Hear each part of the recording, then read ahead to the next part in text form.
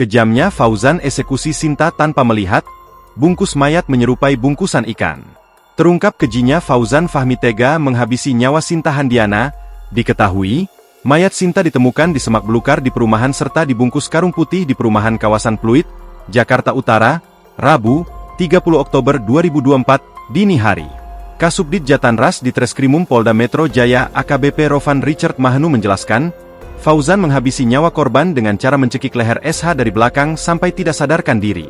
Korban dicekik usai melontarkan perkataan yang membuat Fauzan sakit hati.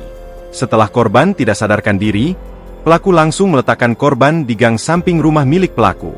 Selanjutnya, pelaku mengambil pisau dan langsung mengeksekusi hingga leher putus.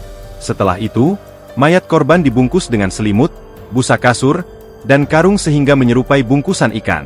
Karena background daripada pelaku ini adalah sebagai broker ikan di pasar lelang Muara Baru, ungkap Rovan. Saat memotong kepala SH, Fauzan mengaku gelap mata karena emosi yang tak terbendung akibat pernyataan korban. Saya juga nggak tahu, Pak. Saya juga waktu menggorok itu enggak melihat apa-apa saya itu. Saking emosi saja kali, ujar dia. Dalam unggahan itu, terungkap juga bahwa Fauzan sempat menikah siri dengan korban beberapa tahun lalu. Iya, dulu pernah. Cuma sudah bubar. Sudah lama juga nggak ada hubungan, nggak ada kontak. Pas hari Minggu itu ada kontak. Dia butuh ikan, ucap dia. Download Tribun X sekarang.